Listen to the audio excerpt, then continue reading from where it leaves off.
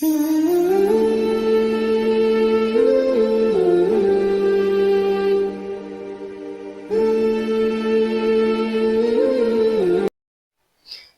علیکم ورحمۃ اللہ وبرکاتہ۔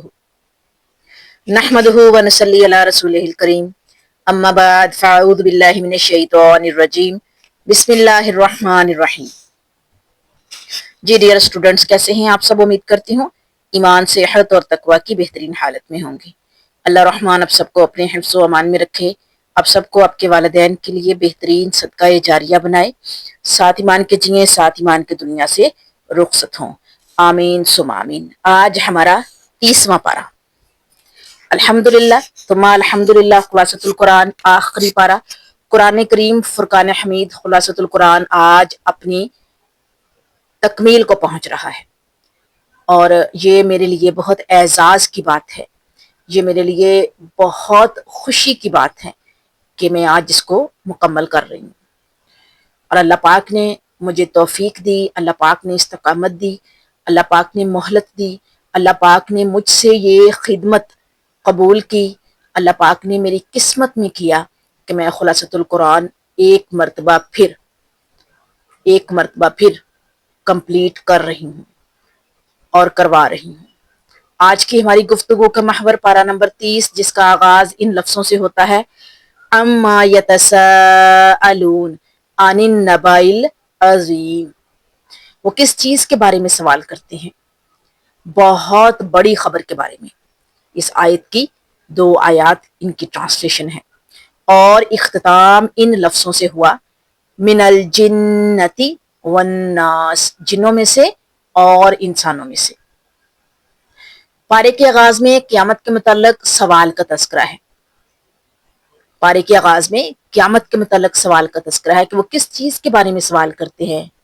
بہت بڑی خبر کے بارے میں، یعنی دوزخ کے آنے کے بارے میں، قائم ہونے کے بارے میں۔ اور پارے کے اختتام پہ جنوں اور انسانوں کا تذکرہ ہے، ہمارے لیے پیغام رکھتا ہے کہ قیامت کے متعلقہ سوال کرنے والے بھی جن اور انسان ہیں، جبکہ روز قیامت جواب دہ بھی جن اور انسان ہوں گے۔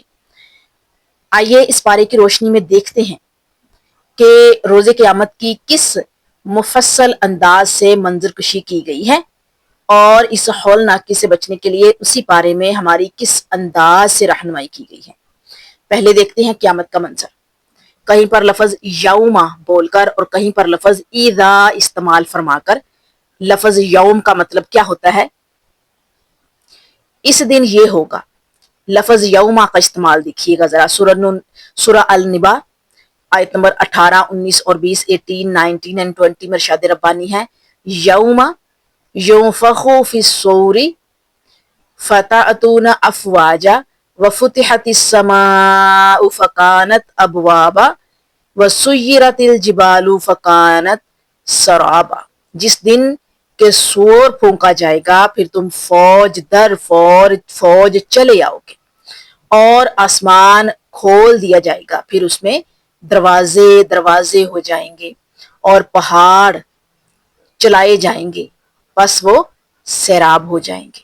سورہ النبا آیت نمبر 40 میں ہی ارشاد ربانی ہے، یوم ینظر المرء ما قدمت یداہ ویقول الکافر یا لیتنی کنت ترابا۔ جس دن انسان اپنے ہاتھوں کی کمائی کو دیکھ لے گا، اور کافر کہے گا کہ کاش میں مٹی کے ساتھ مٹی ہو جاتا۔ دونوں جگہوں پر، یعنی کہ آیت نمبر 18، 19 اور 20 اور آیت نمبر 40 میں قیامت کی منظر کشی کی گئی ہے کہ جس دن سور پھونکا جائے گا، قیامت قائم ہو جائے گی، لوگ جو ہیں وہ اپنی قبروں سے نکل کر دوڑیں گے اللہ رب العزت کی طرف، وہ حاضر کیے جائیں گے، فوج در فوج چلے آئیں گے، اور آسمان کو کھول دیا جائے گا، اور پھر وہاں پر دروازے ہی دروازے ہوں گے، اور پہاڑوں کو حکم ہوگا اور وہ چلائے جائیں گے، اور وہ سیراب ہو جائیں گے۔ اور اسی طرح سے سورۃ نبا آیت نمبر 40 میں، جس دن انسان اپنے ہاتھوں کی کمائی کو دیکھ لے گا، یعنی جو کچھ اس نے دنیا میں کمایا، اچھے اعمال یا برے اعمال، جو کچھ اس نے اپنے ہاتھوں سے آگے بھیجا، یعنی اچھائی یا برائی، یعنی نرمی یا سختی، یعنی کہ خلوص یا پھر یہ منافقت، یعنی کہ سچائی یا جھوٹ، یعنی کہ ایمانداری یا دیانتداری یا بے ایمانی، جو بھی اس نے آگے بھیجا اپنے ہاتھوں سے اس دن اس کا اجر پائے گا۔ اور کافر کہیں گے کہ کاش مٹی کے ساتھ مٹی ہو جاتے، یعنی مر گئے تھے، مٹی میں مل گئے تھے تو مٹی ہی ہو جاتے، دوبارہ نہ اٹھائے جاتے۔ اس قدر دل خراش اور اس قدر تکلیف دہ مناظر ہوں گے، اور کافروں کے ہاتھ کچھ نہیں آئے گا۔ سورہ النازعات آیت نمبر 35 اینڈ 36 میں ارشاد ربانی ہے، یوم یتذکر الانسان ما سعی وبرزت الجحیم لمن یری، جس دن انسان اپنے کیے ہوئے کاموں کو یاد کرے گا اور ہر دیکھنے والے کے سامنے جہنم ظاہر کی جائے گی۔ یعنی وہ دن قیامت کا دن ہے جس دن انسان اپنے تمام کیے ہوئے کاموں کو، اپنے کرتوتوں کو، اپنے اچھے کاموں کو، اپنے برے کاموں کو جو ہے وہ یاد کرے گا اور ہر دیکھنے والے کے سامنے جہنم ظاہر کی جائے گی۔ یعنی کہ جو بھی اس وقت دیکھ رہا ہوگا، جو بھی وہاں پر حاضر کر دیا جائے گا، وہ اپنی آنکھوں سے جہنم کو دیکھ لے گا، اس پر جہنم ظاہر کی جائے گی۔ سورہ عبس آیت نمبر 34 تا 37 لگاتار 34، 35، 36 اینڈ 37 4 آیات اوپر تلے ہے، ارشاد ربانی ہے، اس دن آدمی بھاگے گا اپنے بھائی سے، ماں اور اپنے باپ سے، اور اپنی بیوی اور اپنی اولاد سے، ان میں سے ہر ایک کو اس دن ایسی فکر دامن گھیر ہوگی، یعنی گھیرے ہوئے ہوگی، جو اس کے لیے کافی ہوگی۔ یعنی سورہ عبس آیت نمبر 4 ہے، یوم یفر المرء من اخیہ و امہ و ابیہ و صاحبتہ و بنیہ لکل امرئ منہم یومئذ شأن یغنیہ، کہ وہ دن ایسا سخت ترین دن ہوگا، اس قدر بھاری دن ہوگا کہ ہر انسان اپنے بھائی سے، اپنی ماں سے، اپنے باپ سے، اپنی بیوی اور اپنی اولاد تک سے جو ہے وہ دامن چھڑا لے گا، اس سے بھاگے گا، اور اسے صرف ایک ہی فکر ہوگی اس دن، وہ ہوگی خود کی فکر، خود کو بچانے کی فکر، خود کے بچ جانے کی فکر، اور یہی اس کے لیے جو ہے وہ کافی ہوگی۔ اس کے علاوہ اور کسی فکر کو جو ہے وہ جگہ نہیں ہوگی اس کے پاس کہ وہ ان کے بارے میں جو ہے وہ سوچے، ان کا خیال کرے۔ اس دن صرف ہر جان کو اپنی فکر ہوگی۔ سورہ المطففین آیت نمبر 6 میں ارشاد ربانی ہے، یوم یقوم الناس لرب العالمین، جس دن سب لوگ رب العالمین کے سامنے کھڑے ہوں گے۔ یعنی وہ دن کون سا دن ہے؟ قیامت کا دن ہے۔ اور یوم یہاں پر اس بارے میں یوم کا معنی جو ہے، جو ٹرانسلیشن ہے، جو بیان کیا گیا ہے قرآن کریم فرقان حمید میں، وہ روز محشر کا دن ہے۔ یعنی روز محشر کا دن، روز بھی اور محشر بھی ایک ہی چیز ہے، منہ سے نکل گیا، لیکن یہ ہے کہ روز محشر ہے، یعنی قیامت کا دن ہے۔ اس دن سبھی لوگ، تمام کے تمام انسان، چاہے وہ مسلم ہے غیر مسلم ہے، کسی بھی قوم سے ان کا تعلق ہے، وہ سب کے سب اللہ رب العزت کے سامنے کھڑے ہوں گے، حاضر کر دیے جائیں گے۔ سورۃ الطارق آیت نمبر 9 اور 10 میں ارشاد ربانی ہے کہ یوم تبلی السرائر فما لہ من قوۃ ولا ناصر، جس دن پوشیدہ باتوں کی جانچ پڑتال ہوگی تو نہ ہوگا اس کے پاس کچھ زور نہ مددگار۔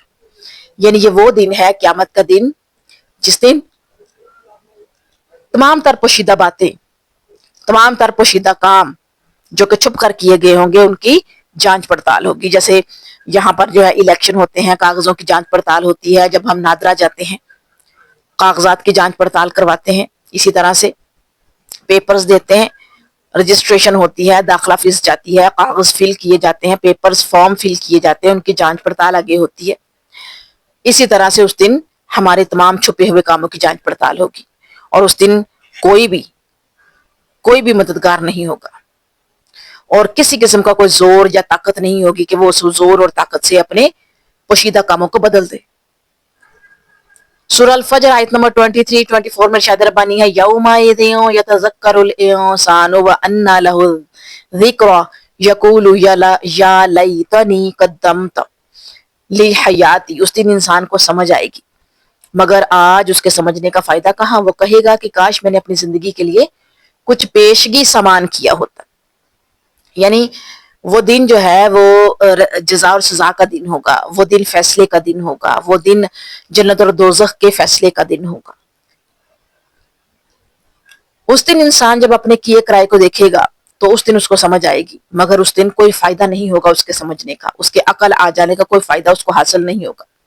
وہ کہے گا کہ اے کاش کہ میں اپنی زندگی میں کچھ ایسا کام کر جاتا اپنے ہاتھ سے اور اسے آگے بھیج دیتا، کچھ ایسا سامان بھیج دیتا رب کے پاس اپنے ہاتھوں سے، پیشگی اپنے اس قیامت کا دن جو مجھے حاضر کیا گیا، اس دن جو دن آنے سے پہلے، میرے دنیا سے چلے جانے سے پہلے میں اپنے ہاتھوں سے کچھ ایسا سامان کر دیتا کہ آج میں پچھتاتا نہ.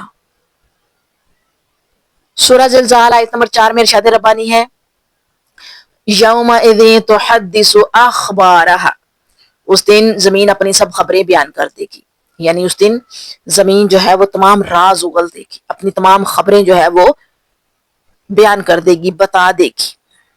ایسا دن ہوگا، زمین جو ہے وہ پھٹ جائے گی، ریزہ ریزہ ہو جائے گی، پہاڑ بھی روئی کے گالوں کی طرح اڑیں گے، ہر چیز ختم ہو جائے گی اور زمین بھی اپنی تمام تر خبریں اور راز جو ہے اگل دے گی. سورہ قاریات آیت نمبر 4 اور 5 میں ارشاد ربانی ہے یوم یکون الناس کالفراش المبثوث وتکون الجبال کالعہن المنفوش، جس دن انسان بکھرے ہوئے پروانوں کی طرح ہو جائیں گے اور پہاڑ دنے ہوئے رنگین اون کی طرح ہو جائیں گے.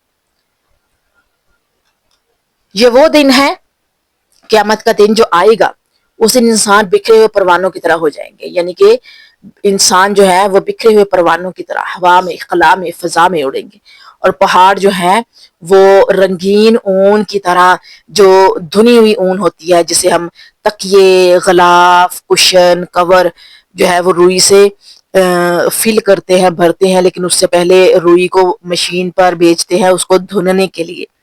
وہ جب دھن کے آتی ہے تو بہت سافٹ ہوتی ہے، بہت ہلکی ہوتی ہے اور اس کو پھونک مارو تو ہوا میں اڑتی ہے. بالکل اسی طرح پہاڑ جو ہے وہ رنگین اون کی طرح ہو جائیں گے، ہلکے پھلکے روئی کی طرح دھنے ہوئے. اور آج جو اس زمین کے سینے پر جو ہے وہ جمے کھڑے ہیں اور انہیں کوئی ہلا نہیں سکتا، وہ اس دن روئی کے گھالوں کی طرح جو ہے وہ رنگین روئی کے گھالوں کی طرح، دنی ہوئی رنگین روئی کے گالوں کی طرح اڑیں گے. لفظ اذا استعمال فرما کر قیامت کی منظر کشی کا انداز دیکھیے گا. اذا کا مطلب کیا ہوتا ہے؟ اذا کا مطلب ہوتا ہے جب ایسا ہوگا. سورۃ التکویر آیت نمبر 1 سے 14 تک مسلسل 14 آیات، ہر آیت میں لفظ اذا استعمال فرمایا اللہ تعالیٰ نے. قیامت کے منظر کو بیان فرمایا اذا الشمس کوورت سے لے کر علمت نفس ما احضرت پڑھ کر دیکھیے گا آپ ذرا، تو آپ کو پتہ چلے گا اذا قیامت کے منظر کو بیان فرمایا ہے. اذا الشمس کوورت سورۃ التکویر میں 14 آیات میں یہ لفظ آیا ہے. سورۃ الانفطار آیت نمبر 1 سے 5 تک ذرا ارشاد ربانی دیکھیے گا اذا السماء فطرت واذا الکواکب انتثرت واذا البحار فجرت واذا القبور بعثرت علمت نفس ما قدمت واخرت. اور اس کے علاوہ سورہ الانشقاق آیت نمبر 1 سے 4 تک ذرا ارشاد ربانی دیکھیے گا اذا السماء انشقت واذنت لربها وحقت واذا الارض مدت والقت ما فيها وتخلت. ان تمام آیات کا چند لفظوں میں خلاصہ دیکھ کر قیامت کی ہولناکی کا تصور کیجیے. ان تمام آیات جو آپ کے سامنے رکھی گئی ہیں، سورہ الانشقاق کی، سورۃ الانفطار کی، سورۃ التکویر کی، کہ ان تمام چند یعنی کہ تمام آیات کا چند لفظوں میں خلاصہ دیکھ کر قیامت کی ہولناکی کا ذرا تصور کیجیے. ذرا دیکھیے گا آگے کہ کرنا میں پھونکا جائے گا، زمین کو ہلایا جائے گا، زمین کو ہلا دیا جائے گا، قبروں سے اٹھایا جائے گا، پہاڑوں کو چلایا جائے گا. نہ چاند رہے گا، نہ ستارے رہیں گے، نہ سورج رہے گا، نہ آسمان کی نیلی چھت رہے گی. لوگ ہوں گے کہ بکھرے ہوئے پتنگے ہوں گے. یہ کتنی لائنیں بنتی ہیں جس میں اتنا ہولناک منظر، قرنا میں پھونکا جائے گا، سور پھونکا جائے گا، زمین کو ہلایا جائے گا، زلزلہ آج ریکٹر سکیل پر زلزلہ کی جو شدت ہوتی ہے 5.5 ہو تو دل دہل جاتے. 2005 کا زلزلہ یاد ہوگا جنہوں نے وہ دیکھا ہے، جن کا بچپن تھا. میں نے بھی اس کو جو ہے وہ دیکھا اپنی آنکھوں سے، اور مجھے یاد ہے اتنا کہ اس وقت اسکول میں تھے ہم لوگ، اور دوسری منزل ہے اسکول کی، تو اس کی چھت پہ ہم ٹیسٹ کا اس وقت چل رہا تھا کلاس میں. تو اس وقت جو ہے وہ بلڈنگ ہلی، میں پریشان ہو گئی کہ یہ کیا ہے. پھر ہلی، میں نے ٹیچرز کو آواز دی، بچوں کو جو ہے وہ چیخیں مار کے، جو ارد گرد بچے تھے، ان چھوٹے بچے تھے جو اس وقت موجود تھے کلاسز میں بیٹھے ہوئے تھے، ان کو آوازیں دی نیچے بیٹھ جاؤ، نیچے بیٹھ جاؤ. تو اتنا شدید زلزلہ جب اسکول میں ہم نے جو ہے وہ یہ سارا منظر دیکھا، اور پھر اس کے بعد جب شام کو خبریں سنی، اور اس کے بعد اگلے کئی دن تک سنتے رہے اور دیکھتے رہے، وہ نہیں بھولا. تو یہ جو ہے یہ منظر ان آیات میں بیان کیا گیا ہے کہ زمین کو ہلایا جائے گا، یعنی اس قدر شدت سے ہلایا جائے گا کہ زمین اپنے راز اگل دے گی، ہر طرح کا جو ہے وہ راز اگل دے گی. قبروں سے تمام مردے اٹھائے دیے جائیں گے، پہاڑوں کو چلنے کا حکم ہوگا، چاند ستارے ختم کر دیے جائیں گے، سورج نہیں رہے گا، آسمان کی نیلی چھت نہیں رہے گی، ختم کر دی جائے گی، اور لوگ پتنگے جو بکھرے ہوئے پتنگے ہوتے ہیں اس کی طرح خلا میں فضا میں اڑیں گے. صرف زمین ہی اپنے راز نہیں اگلے گی، بلکہ زندگی کا ایک ایک راز کھل کر عیاں ہو جائے گا. انسان یہ چاہے گا کہ کاش وہ مٹی کے ساتھ مٹی ہو جاتا اور اس کے راز افشا نہ ہوتے. اس ہولناکی سے بچنے کے لیے مجھے اور آپ کو کیا کرنا چاہیے؟ اس ہولناکی سے بچنے کے لیے دل میں خوف خدا ہونا چاہیے. سورہ النازعات آیت نمبر 40 اور 41 میں ارشاد ربانی ہے، جس کی ٹرانسلیشن ہے: ہاں، جو شخص اپنے رب کے سامنے کھڑے ہونے سے ڈرتا رہا ہوگا اور اپنے نفس کو خواہش سے روکا ہوگا، اس کا ٹھکانہ جنت ہوگا. یعنی وہ شخص، وہ لوگ جو اپنے رب کے سامنے کھڑے ہونے سے ڈرتے ہیں کہ ہم کیسے اپنے رب کا سامنا کریں گے، ہم گناہگار ہیں، اپنے نفس کو روکتے ہیں بری خواہشات سے، اپنے نفس کے ساتھ جو ہے وہ جہاد کرتے ہیں، تو ایسے لوگوں کے لیے جو ہے وہ ٹھکانہ کیا ہوگا؟ بڑا خوبصورت ٹھکانہ ہوگا، جنت. اگلا پوائنٹ دیکھیے گا کہ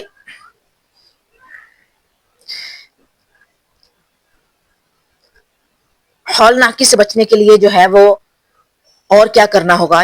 ہمیں نماز کی پابندی کرتے رہنا چاہیے. سورہ الاعلیٰ آیت نمبر 14 اور 15 میں ارشاد ربانی ہے: قد افلح من تزکا وذکر اسم ربہ فصلی، بے شک اس نے فلاح پائی جو پاک ہو گیا اور جس نے اپنے رب کا نام یاد رکھا اور نماز پڑھتا رہا. یعنی نماز کی پابندی کرنا جو ہے وہ ہمیں کامیابی دلائے گا، اور رب کو یاد کرنا وہ بھی فلاح اور کامیابی کی طرف جائے گا. اور فلاح یعنی کامیابی اسی کے لیے جو جس نے خود کو پاک رکھا، جس نے اپنے رب کا ذکر کیا اور اپنی نماز کو قائم رکھا. اور اگلا پوائنٹ دیکھیے گا، تزکیہ نفس کرتے رہنا. سورہ شمس آیت نمبر 9 اور 10 میں ارشاد ربانی ہے: قد افلح من زکھا وقد خاب من دسھا، جس نے اسے پاک کیا وہ کامیاب ہوا، جس نے اسے خاک میں ملا دیا وہ ناکام ہو گیا. تزکیہ نفس کرتے رہنا یعنی اپنے نفس کا تزکیہ کرنا. جس نے اپنے نفس کو پاک کیا خواہش نفسانی سے، غلط خواہشات سے، اس نے کامیابی حاصل کر لی، اور جس نے اپنے نفس کی پیروی کی وہ خاک میں مل گیا، وہ ناکام ہو گیا. اگلا پوائنٹ دیکھیے گا، نیت کو خالص بناتے رہنا چاہیے. سورۃ اللیل آیت نمبر 19 اور 20 میں ارشاد ربانی ہے: وما لأحد عندہ من نعمت تجزا الا ابتغاء وجہ ربہ الاعلی، کسی کا اس پر کوئی احسان نہیں کہ جس کا بدلہ دیا جا رہا ہے، بلکہ رضا چاہنے کے لیے، صرف اپنے پروردگار بزرگوں بلند کی رضا چاہنے کے لیے. یعنی کسی کا اس پر کوئی احسان نہیں کہ جس کا بدلہ دیا جا رہا ہو. اللہ پر کسی نے احسان نہیں کیا. نیت جو ہے وہ اللہ تعالیٰ دیکھے گا.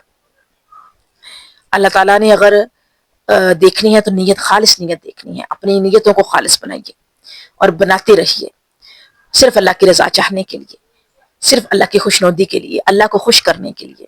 کیونکہ اللہ رب العزت اپنے بندوں کی خالص نیتوں کو دیکھے گا.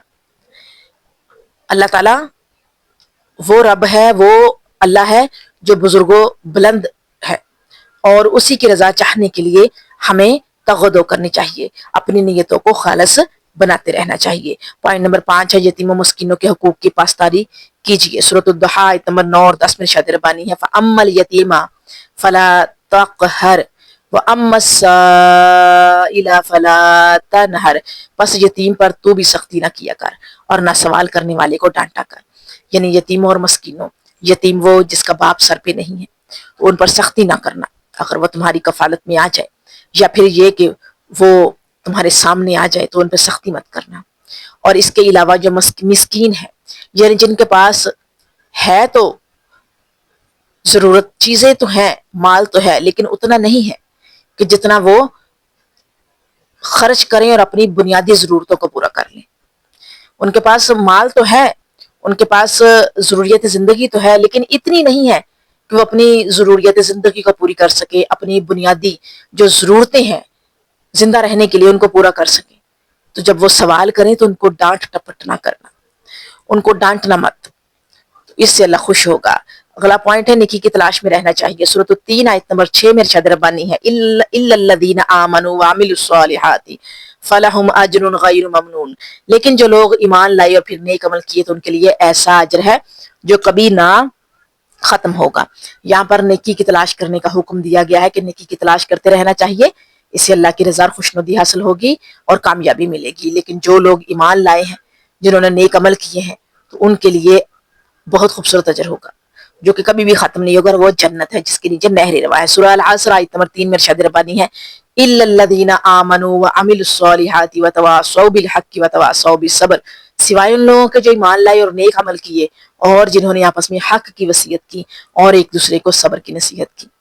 یعنی نیکی کی تلاش کرنا، وہ لوگ جو ایمان لائے اور جنہوں نے نیک عمل کیے اور جنہوں نے آپس میں حق بات کی اور اسی کی نصیحت کی اور اسی کی وصیت کی اور ایک دوسرے کو صبر کی نصیحت کی، صبر کی تلقین کی، وہی لوگ ہوں گے اللہ کے پسندیدہ، اللہ سے ڈرنے والے، ایمان لانے والے، نیک عمل میں سبقت کرنے والے، دوڑ کے نیکیوں کو اکٹھا کرنے والے، آپس میں حق بات کہنے والے، حق بات کی نصیحت کرنے والے، حق بات کی وصیت کرنے والے، ایک دوسرے کو بھی صبر کی نصیحت اور وصیت کرنے والے، ایسے لوگ کامیاب ہوں گے جن کا اجر جنت ہوگا۔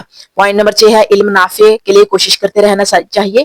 سورہ علق آیت نمبر 1 سے 5 تک اقرأ بسم ربک الذی خلق خلق الانسان من علق اقرأ وربک الاکرم الذی علم بالقلم علم الانسان ما لم یعلم، پڑھ اپنے رب کے نام سے جس نے پیدا کیا، جس نے انسان کو خون کے لوتھڑے سے پیدا کیا۔ تو پڑھتا رہے، تیرا رب بڑے کرم والا ہے، جس نے قلم کے ذریعے علم سکھایا، جس نے انسان کو وہ سکھایا جسے وہ جانتا نہیں تھا۔ یعنی اللہ تعالیٰ نے جو ہے وہ اچھے علم کے لیے جو ہے وہ کوشش کرنے کو پسند کیا ہے، اور خود قرآن کریم فرقان حمید میں 5 آیات جو کہ پہلی آیات ہیں، پہلی وحی ہے، اس میں سب سے پہلے کیا کہا ہے؟ پڑھنا، پڑھ اپنے رب کے نام سے، اپنے رب کے نام سے پڑھنا شروع کر۔ اور جس نے پیدا کیا، کس نے؟ اللہ تعالیٰ نے۔ اور انسان کو کیسے پیدا کیا؟ جمے ہوئے خون سے، خون کے لوتھڑے سے پیدا کیا، اور پھر یہ حکم دیا کہ پڑھتا رہے، تیرا رب بڑا کرم والا ہے۔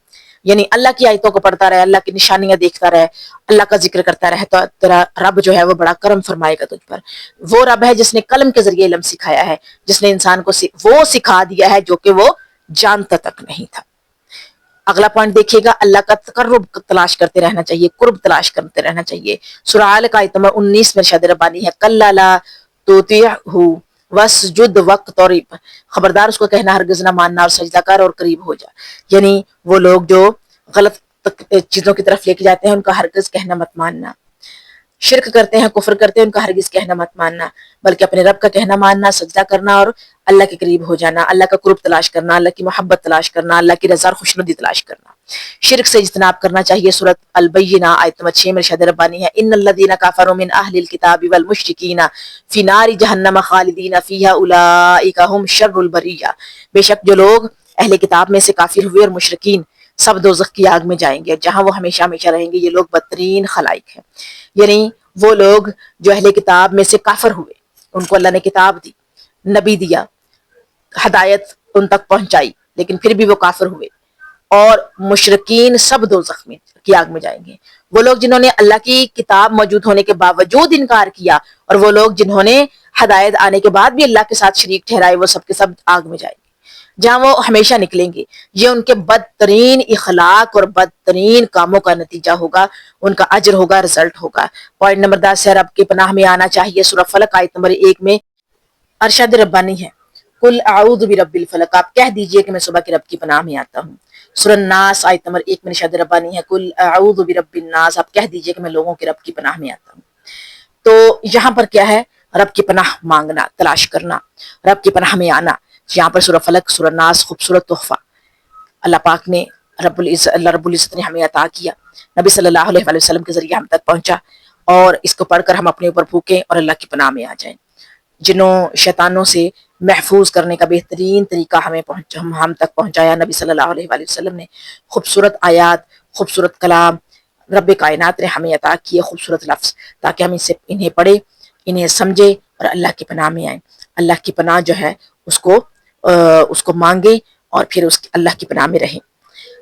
میری اللہ رب العزت سے دعا ہے کہ خالق و مالک مجھے اور آپ کو ایسی توفیق سے نوازے کہ ہم ان کاموں کو اختیار کریں جو روز قیامت نجات کا ذریعہ ہیں، خاتمہ بالایمان فرمائے اور جنت الفردوس میں اپنے حبیب کی رفاقت نصیب فرمائے، آمین یا رب العالمین۔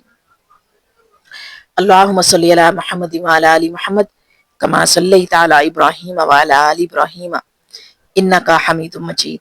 اللہم بارک علی محمد وعلی آل محمد کما بارکت علی ابراہیم وعلی آل ابراہیم انکا حمید مجید۔ اللہ تعالیٰ میرے اور آپ کی ان کاوشوں کو اپنی بارگاہ الہی میں قبول و منظور فرمائے۔